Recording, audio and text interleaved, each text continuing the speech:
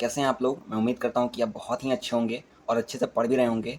तो आज हम देखने वाले हैं क्लास 12 इंग्लिश का चैप्टर नंबर 4 यानी आई हैव अ ड्रीम का ऑब्जेक्टिव क्वेश्चन। तो चलिए शुरू करते हैं। तो पहला सवाल है हमारे पास कि 100 ईयर्स लेटर यानी 100 साल के बाद भी द निग्रो निग्रो क्या होते हैं? तो अमेरिका में जो काले लोग होते थे उनको हम लोग निग्रो बोलते थे। Is still dash in the corners of the American society. वो अमेरिका के सोसाइटी के जो कोने थे उसमें क्या कर रहे थे? तो इसका करेक्ट आंसर हो जाएगा लैंग्विशिंग। लैंग्विशिंग का मतलब होता है सड़ना। यानी हमें बताया गया है कि 100 साल के बाद भी जो निग्रो पीपल थे यानी जो अमेरिका में काले लोग थे वो आज भी अमेरिका के सोसाइटी के जो कॉर्नर्स है उसमें सड़ रहे थे, यानी उनकी स्थिति जो थी वो बहुत ही ज़्यादा खराब थी। इसीलिए इसका करेक्ट आंसर हो जाएगा ऑप्शन नंबर सी, लैंग्विशिंग। तो इसमें हम लगाते हैं टिक और चलते हैं अगले सवाल की तरफ। क्वेश्चन नंबर 2 में लिखा है कि I have a dream is a part of dash, यानी आई हैव अ ड्रीम जो है वो किस चीज़ का हिस्सा है? तो हमें चैप्टर में साफ साफ बताया गया है कि यह जो है वो एक स्पीच का हिस्सा है। इसीलिए ऑप्शन नंबर डी जो है वो हमारा करेक्ट आंसर हो जाएगा। तो इसमें हम लगाते हैं टिक और चलते हैं अगले सवाल की तरफ। क्वेश्चन नंबर 3 में है कि my children will not be judged, यानी मेरे जो बच्चे होंगे उनको कभी भी जज नहीं किया जाएगा, यानी कभी भी उनका मूल्यांकन जो है वो उनके चमड़े के रंग से नहीं किया जाएगा, यानी कलर ऑफ देयर स्क्रीन। तो ऑप्शन नंबर ए जो है वो हमारा करेक्ट आंसर हो जाएगा कलर। तो इसमें हम लगाते हैं टिक और चलते हैं अगले सवाल की तरफ। नंबर 4 में कहा गया है कि Martin Luther King junior ask the black people to continue working with dash, यानी मार्टिन लूथर किंग जो हैं उन्होंने ब्लैक पीपल को बोला कि हमें कार्य को करते रहना चाहिए किस चीज़ के साथ? तो इसका करेक्ट आंसर हो जाएगा फेथ, यानी विश्वास के साथ। यानी मार्टिन लूथर किंग जब स्पीच दे रहे थे तो उन्होंने कहा कि हमें अपने स्ट्रगल को जारी रखना है, हमें अपने कार्य को जारी रखना है एक विश्वास के साथ। तो इसका करेक्ट आंसर हो जाएगा ऑप्शन नंबर सी, फेथ। तो इसमें हम लगाते हैं टिक और चलते हैं अगले सवाल की तरफ। तो क्वेश्चन नंबर 5 में है कि emancipation proclamation give the Negro dash, यानी इमेंसिपेशन प्रोक्लेमेशन होने के बाद निग्रो पीपल को क्या मिला? तो इमेंसिपेशन प्रोक्लेमेशन का मतलब होता है मुक्ति उद्घोषणा, यानी जब कोई व्यक्ति जो होता है किसी के कंट्रोल में होता है, गुलाम होता है, और जब उसे मुक्ति मिल जाती है तो उसे हम लोग बोलते हैं इमेंसिपेशन प्रोक्लेमेशन। तो ये होने के बाद निग्रो पीपल को जो है वो आज़ादी मिल गई, किस चीज़ से? गुलामी से। तो इसका करेक्ट आंसर हो जाएगा फ्रीडम फ्रॉम स्लेवरी, यानी गुलामी से आज़ादी मिल गई। ऑप्शन बी हमारा करेक्ट आंसर हो जाएगा। तो इसमें हम लगाते हैं टिक और चलते हैं अगले सवाल की तरफ। क्वेश्चन नंबर 6 में है कि dash is sweltering with the heat of injustice and operation, यानी कौन सा जगह है जो कि इनजस्टिस यानी अन्याय और ऑपरेशन यानी उत्पीड़न के ज्वाला में जल रहा था? तो इसका करेक्ट आंसर हो जाएगा मिसिसिपी। ये हमें चैप्टर में बताया गया है कि मिसिसिपी जो है वो अन्याय और उत्पीड़न के आग में जल रहा था। तो इसका करेक्ट आंसर हो जाएगा ऑप्शन नंबर सी, जिसमें हम लगाते हैं टिक और चलते हैं अगले सवाल की तरफ। क्वेश्चन नंबर 7 में है कि एंड एज वी वॉक, और जैसा हम लोग आगे चलते हैं, वी मेक द प्लेज, तो हम लोग कसम खाते हैं कि दैट वी शैल डैश, कि हम लोग। तो इसका करेक्ट आंसर हो जाएगा ऑलवेज मार्च अहेड, यानी हम लोग आगे बढ़ते रहेंगे। ये हमें स्पीच में बताया गया है कि वहाँ पे मार्टिन लूथर किंग हैं जो कि स्पीच दे रहे हैं, तो वो बोलते हैं कि जैसे हम लोग आगे बढ़ते हैं वैसे हम लोग कसम खाते हैं कि हम लोग हमेशा आगे बढ़ते रहेंगे और स्ट्रगल करते रहेंगे। तो इसका करेक्ट आंसर हो जाएगा ऑलवेज मूविंग अहेड, यानी आगे बढ़ते रहेंगे। ऑप्शन नंबर डी पे हम टिक लगाएंगे और चलते हैं अगले सवाल की तरफ। क्वेश्चन नंबर 8 में है कि Martin Luther King was the youngest person to receive the dash in 1964। तो हमें चैप्टर में बताया गया है कि मार्टिन लूथर किंग जो थे वो सबसे नौजवान व्यक्ति थे जिन्हें 1964 में नोबेल प्राइज मिला था। तो ऑप्शन बी जो है वो करेक्ट आंसर हो जाएगा। तो इसमें हम लगाते हैं टिक और चलते हैं अगले सवाल की तरफ। नंबर 9 में है कि according to Martin Luther King, यानी मार्टिन लूथर किंग के अनुसार, let us not value in the value of dash, यानी जब मार्टिन लूथर किंग जो हैं वो अपना स्पीच दे रहे थे तो उसमें उन्होंने बताया कि हमें निराशा के कीचड़ में कभी नहीं जाना है। ठीक है, तो निराशा का इंग्लिश होता है डिस्पेयर, इसीलिए ऑप्शन बी जो है वो हमारा करेक्ट आंसर हो जाएगा। तो इस पर हम लगाते हैं टिक और चलते हैं अगले सवाल की तरफ। 10 में है कि द ऑथर एडवोकेट्स डैश, यानी जो ऑथर है यानी लेखक हैं वो क्या चाहते हैं? तो वो चाहते हैं नॉन वायलेंट स्ट्रगल, यानी अहिंसापूर्वक लड़ाई। तो इस चैप्टर में भी हमें बताया गया है कि जो हमारे ऑथर हैं यानी मार्टिन लूथर किंग हैं वो चाहते हैं कि लड़ाई हो, स्ट्रगल हो, लेकिन वो नॉन वायलेंट होना चाहिए, यानी अहिंसा के साथ होना चाहिए। इसीलिए ऑप्शन ए जो है वो हमारा करेक्ट आंसर हो जाएगा। तो इस पर हम लगाते हैं टिक और चलते हैं अगले सवाल की तरफ। क्वेश्चन 11 में है कि Martin Luther King junior was born in, यानी मार्टिन लूथर किंग जूनियर का जन्म कब हुआ था? तो ये हमें चैप्टर का शुरुआत में ही बताया गया है कि उनका जन्म जो है वो 1929 में हुआ था, यानी 1929। इसलिए ऑप्शन बी हमारा करेक्ट आंसर हो जाएगा। अब चलते हैं अगले सवाल की तरफ। क्वेश्चन नंबर 12 में है कि Martin Luther King junior was assassinated on. अब देखिए मार्टिन लूथर किंग जो थे उनकी हत्या कब कर दी गई थी? तो ये भी हमें चैप्टर के शुरुआत में बताया गया है कि उनकी हत्या 4 अप्रैल को कर दी गई थी। इसलिए ऑप्शन बी जो है वो हमारा करेक्ट आंसर हो जाएगा। क्वेश्चन नंबर 13 है कि the state of dash is sweltering with the heat of injustice and operation. देखिए सवाल फिर से रिपीट कर गया कि वो कौन सा स्टेट था, वो कौन सा जगह था जो कि अन्याय और उत्पीड़न की ज्वाला में यानी अग्नि में जल रहा था। तो इसका करेक्ट आंसर हो जाएगा मिसिसिपी यानी ऑप्शन डी। तो इसमें हम टिक लगाते हैं और चलते हैं अगले सवाल की तरफ। अगला सवाल में लिखा हुआ है कि I have a dream is a speech delivered by king on dash, यानी आई हैव अ ड्रीम जो स्पीच है वो राजा के द्वारा कब दिया गया था। तो इसका करेक्ट आंसर हो जाएगा अगस्त 28 1963, यानी 28 अगस्त 1963 को यह स्पीच दिया गया था। ये हमें चैप्टर के शुरू में ही बताया गया है। तो ऑप्शन ए हमारा करेक्ट आंसर हो जाएगा। तो इसमें हम लगाएंगे टिक और चलते हैं अगले सवाल की तरफ। क्वेश्चन नंबर 15 में है कि America give the Negro people dash, यानी अमेरिका जो है वो निग्रो पीपल को क्या दिया था। तो इसका करेक्ट आंसर हो जाएगा a bad cheque. A bad cheque का मतलब होता है खराब चेक। जैसे अगर मान लीजिए आपके बैंक अकाउंट में अगर 10,000 रुपये हैं और आप 20,000 रुपये का चेक दे देते हैं, तो वो जो चेक होता है वो खराब हो जाता है। तो उसी प्रकार से जो अमेरिका के लोग हैं उन्होंने निग्रो लोगों को जो है खराब चेक दिया था। इसका मतलब उनके साथ अन्याय किया था। इसीलिए ऑप्शन बी जो है वो हमारा करेक्ट आंसर हो जाएगा। तो इस पर हम टिक लगाएंगे और चलेंगे अगले साल की तरफ। क्वेश्चन नंबर 16 में है कि by the signing off the emancipation proclamation the hopes of the Negro population dash, यानी जब इमेंसिपेशन प्रोक्लेमेशन का जब साइन हुआ तो निग्रो पीपल का जो होप था यानी आशा था वो क्या हो गया। तो इसका करेक्ट आंसर हो जाएगा रिमेन अनफुलफिल्ड, यानी उन्हें मुक्ति तो मिल गया लेकिन मुक्ति मिलने के साथ जो उनकी ख्वाहिशें थी, उनकी जो इच्छा थी वो अधूरी की अधूरी रह गई। यानी उनके साथ काफ़ी अन्याय हुआ। उन्हें बोल दिया गया कि आप आज़ाद हो गए हैं, लेकिन उसके बाद भी उनके साथ जो है वो काफ़ी भेदभाव की भावना रखी गई। इसीलिए हमारा करेक्ट आंसर हो जाएगा ऑप्शन नंबर सी, यानी रिमेन अनफुलफिल्ड।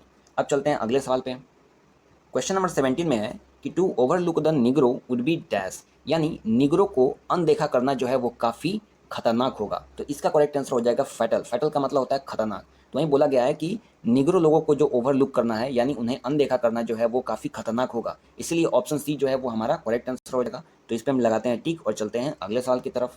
क्वेश्चन नंबर 18 में है कि the Negroes made the place that they will be always dash, यानी जो निग्रो लोग हैं उन्होंने एक कसम खाई कि वो हमेशा क्या करेंगे।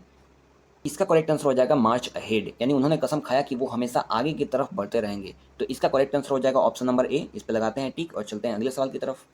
क्वेश्चन नंबर 19 में है कि how many times the king repeat that we cannot be satisfied, यानी कितनी बार राजा ने भाषण देते समय यानी स्पीच देते समय इस चीज़ को रिपीट किया है कि हम लोग कभी संतुष्ट नहीं होंगे। तो जब आप इस चैप्टर को पढ़ेंगे तो वहाँ पे आपको पता चलेगा कि राजा ने स्पीच देते समय ये 5 बार कहा है, यानी 5 टाइम्स कहा है कि हम लोग सेटिस्फाइड नहीं होंगे।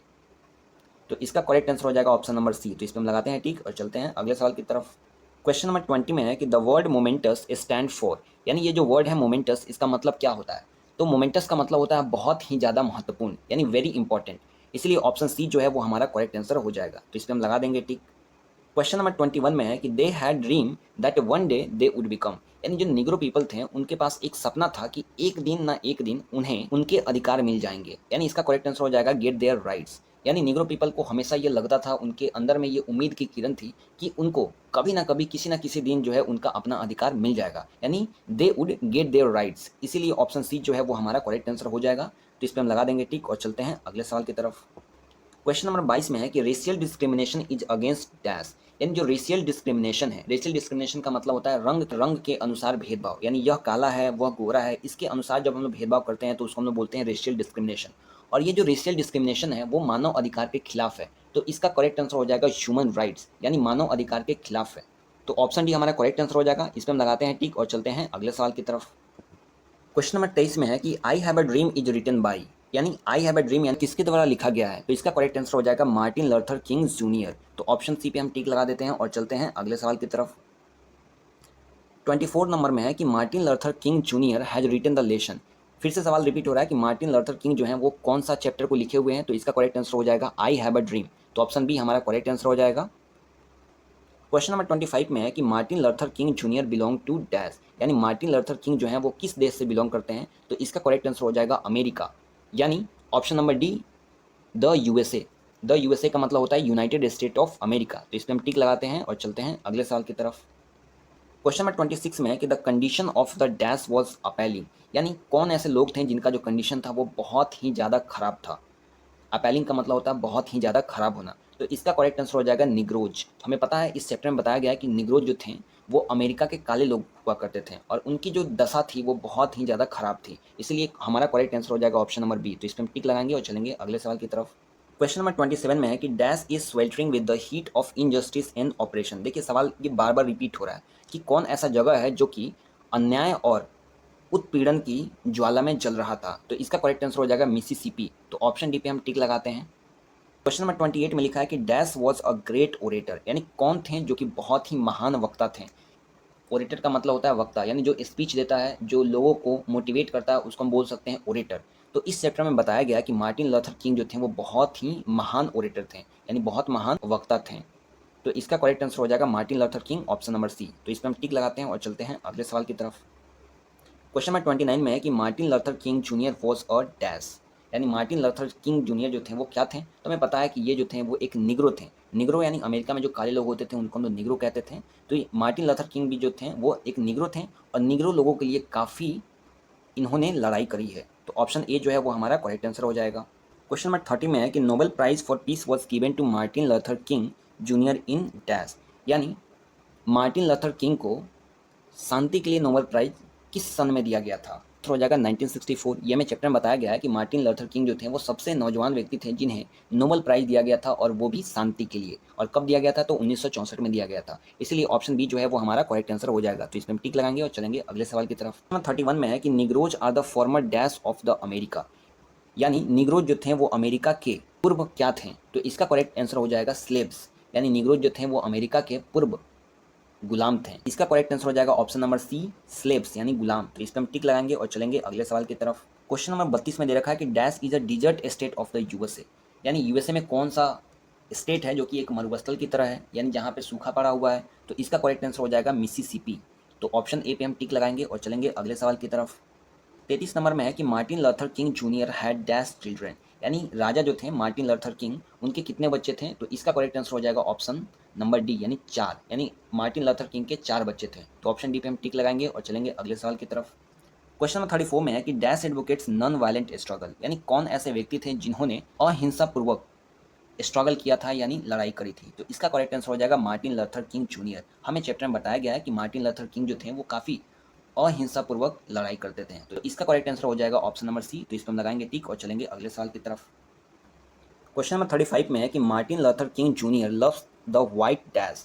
अब देखिए इस चैप्टर में बताया गया है कि मार्टिन लूथर किंग जो हैं वो वाइट अमेरिकन से काफ़ी प्यार करते थे। हालांकि मार्टिन लूथर किंग जो थे एक निग्रो थे, यानी काले लोग थे, और इनके साथ काफ़ी भेदभाव किया जाता था। लेकिन इसके बावजूद भी वो ये उजले अमेरिका के जो लोग थे इनसे काफ़ी प्रेम करते थे। तो इसका करेक्ट आंसर हो जाएगा अमेरिकन, यानी ऑप्शन नंबर डी। तो इस पर हम लगाएंगे टिक और चलेंगे अगले सवाल की तरफ।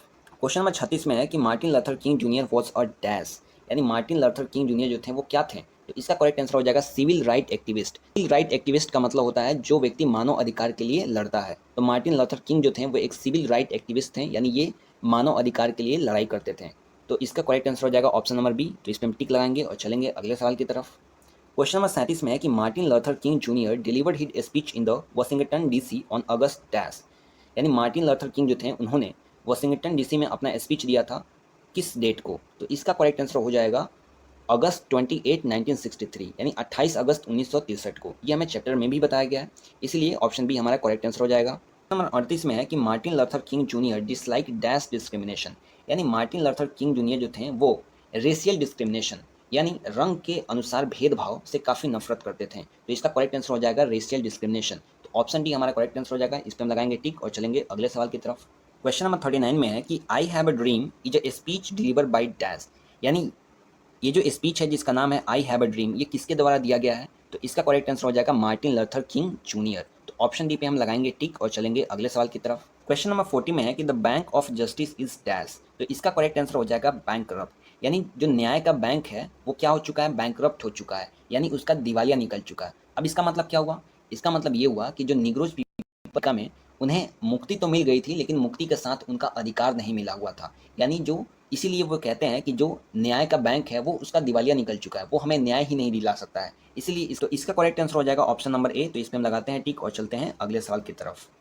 क्वेश्चन नंबर 41 में है कि dash has given the Negro people a bad cheque which has come back mark insufficient fund, यानी कौन ऐसा देश है जो कि निग्रो को लोगों को एक खराब सा चेक दिया है और एक ऐसे अकाउंट का चेक दिया है जिसमें इनसफिशिएंट फंड है, यानी उसमें बैलेंस ही नहीं है। तो इसका करेक्ट आंसर हो जाएगा अमेरिका। अब इसका मतलब क्या हुआ ये जरा समझिए। देखिए अमेरिका में जो निग्रो लोग थे उन्हें मुक्ति मिल गई थी, यानी आज़ादी मिल गई थी, लेकिन अभी भी उनके साथ रेशियल डिस्क्रिमिनेशन हो रहा था, यानी रंग के हिसाब से भेदभाव हो रहा था। छुआछूत की भावना थी उनमें, इसीलिए वो कहते हैं कि हमें एक ऐसा चेक दिया गया है जिसका अकाउंट जो है एकदम खाली है, यानी हमें मुक्ति तो मिल गया है लेकिन न्याय अभी तक नहीं मिला है। इसलिए ऑप्शन सी जो है अमेरिका वो हमारा करेक्ट आंसर हो जाएगा। तो इस पे हम लगाते हैं टिक। तो यहाँ पे होता है आपका चैप्टर समाप्त। आपने यहाँ तक वीडियो को देखा, इसके लिए आपका बहुत बहुत धन्यवाद। अब आपसे मिलते हैं हम अगले चैप्टर में। तब तक के लिए अगर आपको किसी भी प्रकार का डाउट है तो आप हमें कमेंट में लिख के जरूर पूछ सकते हैं। हम आपके डाउट को सॉल्व करने की पूरी कोशिश करेंगे। Thank you very much.